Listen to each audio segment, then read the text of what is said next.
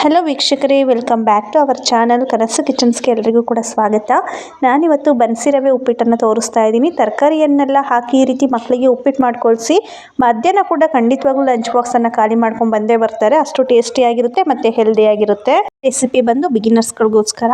ಇದಕ್ಕೆ ಬೇಕಾಗಿರುವಂಥ ಇಂಗ್ರೀಡಿಯೆಂಟ್ಸು: ಬನ್ಸಿ ರವೆ, ಈರುಳ್ಳಿ, ಬೀನ್ಸ್, ಕ್ಯಾರೆಟ್, ಕೊತ್ತಂಬರಿ ಸೊಪ್ಪು, ಉಪ್ಪು, ಹಸಿಮೆಣಸಿನ್ಕಾಯಿ, ಟೊಮೊಟೊ, ಸಾಸಿವೆ, ಎಣ್ಣೆ, ಶೇಂಗಾ ಬೀಜ, ಕಡಲೆಬೇಳೆ, ಕರ್ಬೇವಿನ ಸೊಪ್ಪು.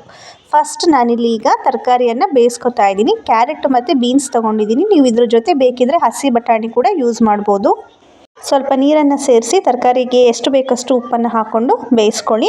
ನೆಕ್ಸ್ಟ್ ನಾನೀಗ ಇಲ್ಲಿ ಒಂದು ಕಡಾಯಲ್ಲಿ 2-3 ಟೇಬಲ್ ಸ್ಪೂನಷ್ಟು ಎಣ್ಣೆಯನ್ನು ಹಾಕ್ಕೊಂಡು ಬನ್ಸಿ ರವೆಯನ್ನು ಕ್ಲೀನಾಗಿ ಹುರ್ಕೋತಾ ಇದ್ದೀನಿ.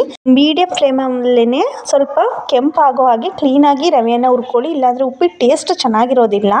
ನೆಕ್ಸ್ಟ್ ನಾನೀಗ ಇದಕ್ಕೆ ಇನ್ನೊಂದು ಬಾಣಲಿಯಲ್ಲಿ 3 ಟೇಬಲ್ ಸ್ಪೂನಷ್ಟು ಆಯಿಲ್ನ ಹಾಕ್ಕೊಂಡಿದ್ದೀನಿ. ಅದಕ್ಕೆ ಫಸ್ಟ್ ನಾನಿಲ್ಲಿ ಶೇಂಗಾ ಬೀಜವನ್ನು ಹಾಕ್ಕೊಂಡು ರೋಸ್ಟ್ ಮಾಡ್ಕೊತಾ ಇದ್ದೀನಿ. ಫಸ್ಟ್ ನಾನು ಕಡಲೆ ಬೀಜವನ್ನು ರೋಸ್ಟ್ ಮಾಡಿ ತೆಗೆದಿಟ್ಕೊಬಿಡ್ತೀನಿ.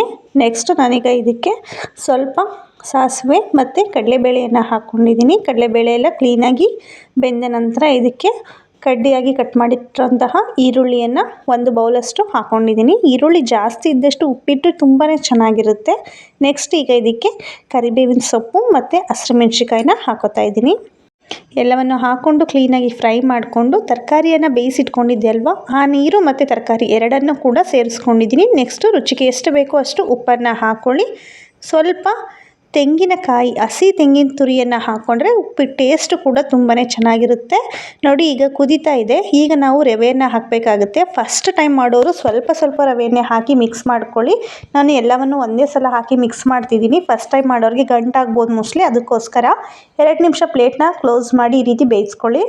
ಆಲ್ಮೋಸ್ಟ್ ಈಗ ರೆಡಿ ಆಗ್ತಾ ಬಂದಿದೆ. ಎಣ್ಣೆ ಎಲ್ಲ ಸೈಡಲ್ಲಿ ಬಿಟ್ಕೋತಾ ಇದೆ ನೋಡಿ. ಉಪ್ಪಿಟ್ಟು ತುಂಬಾ ಚೆನ್ನಾಗಿರುತ್ತೆ ಬನ್ಸಿ ರವೆಯಲ್ಲಿ. ಬನ್ಸಿ ರವೆಯಲ್ಲಿ ಮಾಡುವಂಥ ಉಪ್ಪಿಟ್ಟು ಆರೋಗ್ಯಕ್ಕೆ ತುಂಬಾ ಒಳ್ಳೆಯದು. ತರಕಾರಿ ಎಲ್ಲ ಹಾಕಿ ಮಾಡಿಕೊಟ್ರೆ ಮಕ್ಳಿಗೆ ತುಂಬಾ ಚೆನ್ನಾಗಿರುತ್ತೆ. ನೆಕ್ಸ್ಟ್ ನಾನೀಗ ಇದಕ್ಕೆ ಕಡಲೆ ಬೀಜ ಮತ್ತು ಕೊತ್ತಂಬರಿ ಸೊಪ್ಪನ್ನು ಹಾಕೋತಾ ಇದ್ದೀನಿ.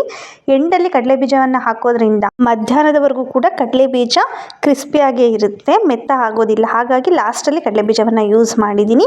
ನೋಡಿ ಈಗ ರುಚಿಕರವಾದಂತಹ ಹೆಲ್ದಿಯಾದಂತಹ ಉಪ್ಪಿಟ್ಟು, ತರಕಾರಿ ಉಪ್ಪಿಟ್ಟು ರೆಡಿಯಾಗಿದೆ. ಮಕ್ಕಳಿಗೆ ಮಿಸ್ ಮಾಡದೆ ಈ ರೀತಿ ಮಾಡಿಕೊಡಿ ಲಂಚ್ ಬಾಕ್ಸ್ಗೆ. ತುಂಬಾ ಚೆನ್ನಾಗಿರುತ್ತೆ, ಖಂಡಿತವಾಗ್ಲೂ ಇಷ್ಟಪಟ್ಟು ತಿಂತಾರೆ. ಯಾರಿಗೆಲ್ಲ ಈ ರೆಸಿಪಿ ಇಷ್ಟ ಆಗಿದೆಯೋ ಪ್ಲೀಸ್ ಲೈಕ್ ಮಾಡಿ, ಶೇರ್ ಮಾಡಿ. ಹಾಗೆ ಇನ್ನು ಯಾರೆಲ್ಲ ನನ್ನ ಚಾನಲನ್ನು ಸಬ್ಸ್ಕ್ರೈಬ್ ಮಾಡದೆ ಹಾಗೆ ನೋಡ್ತಾ ಇದ್ದೀರೋ ಪ್ಲೀಸ್ ಸಬ್ಸ್ಕ್ರೈಬ್ ಮಾಡ್ಕೊಳ್ಳಿ. Thank you for watching.